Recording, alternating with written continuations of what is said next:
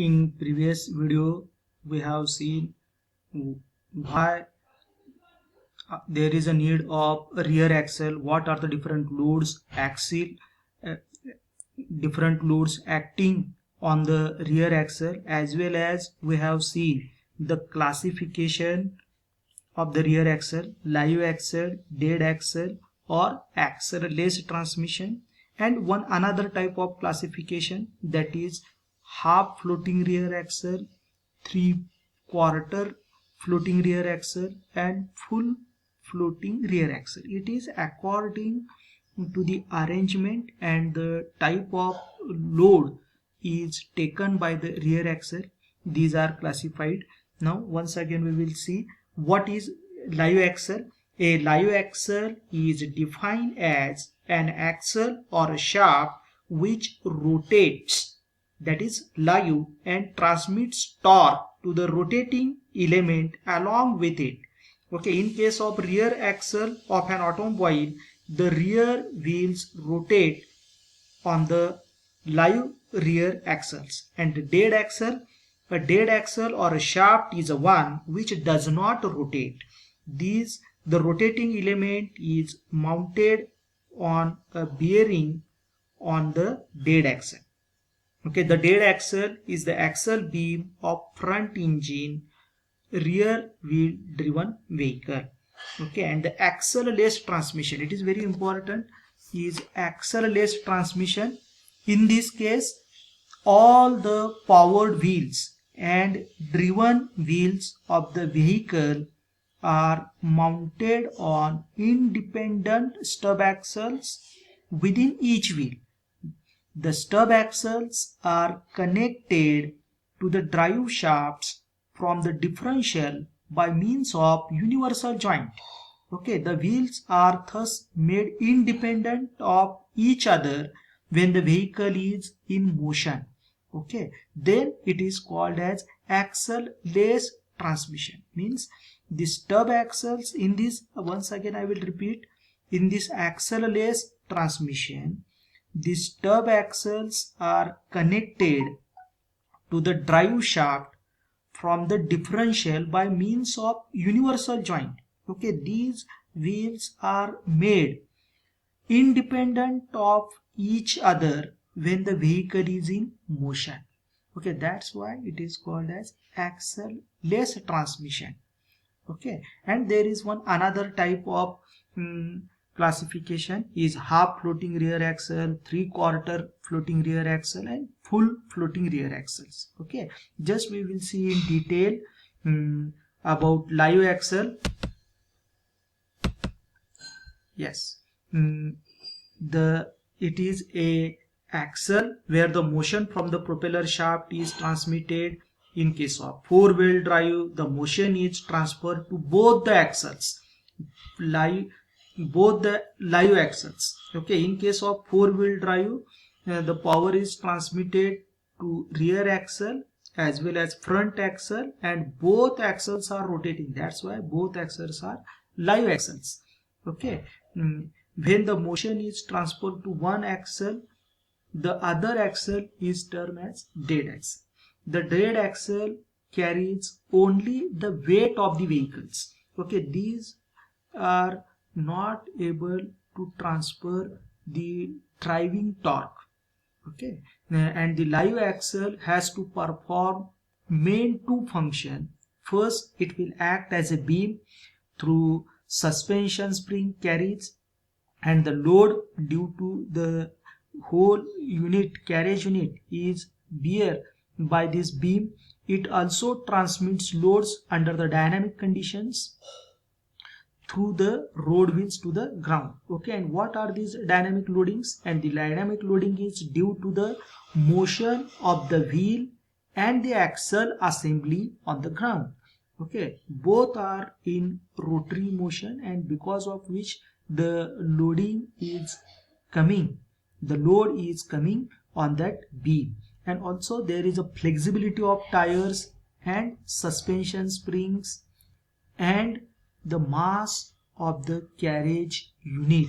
Okay, the differential, the mountings, all is having some mass or weight, and that is also coming on this beam. Okay, due to the vibrations or due to the improper conditions, all these dynamic loading is acting on the beam or the axle. Second thing is it also supports and accommodates the final drive, differential and the shafts. Okay, this is the main function of the live axle.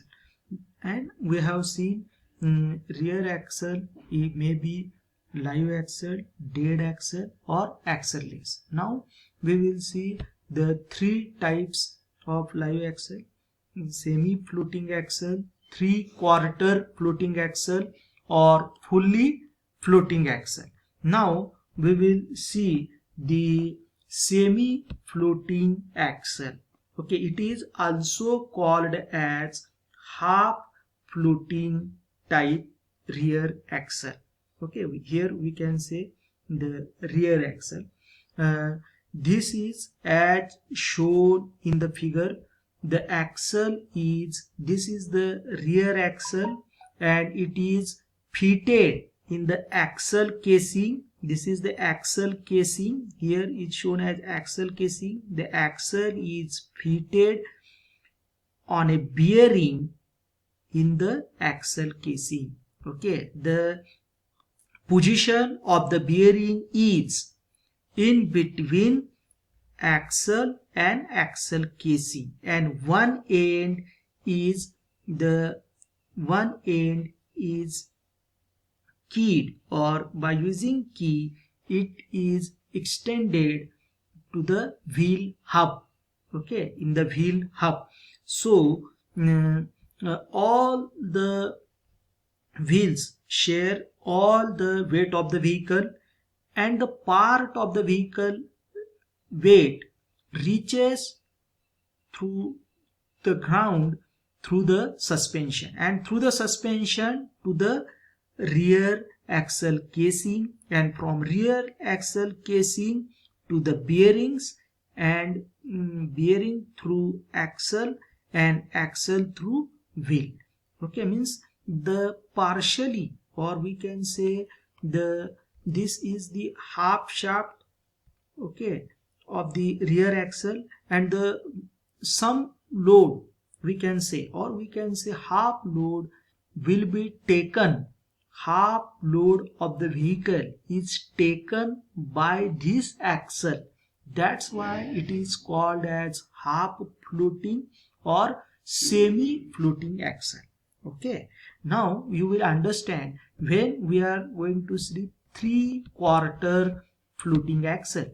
3/4 floating axle, the bearing is mounted.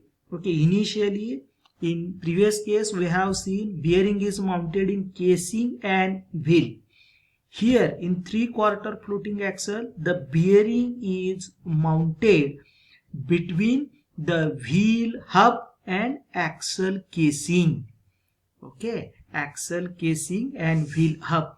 Here the bearing is fitted and the wheel is keyed to the outer end of rear axle. Means at the outer end of rear axle the wheel is mounted or wheel is keyed, okay, by using key. Then we can also say that the larger part of the weight is carried by axle casing, and in previous case the weight of the vehicle is taken by shaft, axle or rear axle shaft. Okay, so in this case this load carrying by this axle is 1/4 or 1/4. That's why the name of the axle is 3/4 floating axle. Okay, if we add 1/4 in this 3/4, you will get a full or 1. Same means according to the ability to take load, the name is given.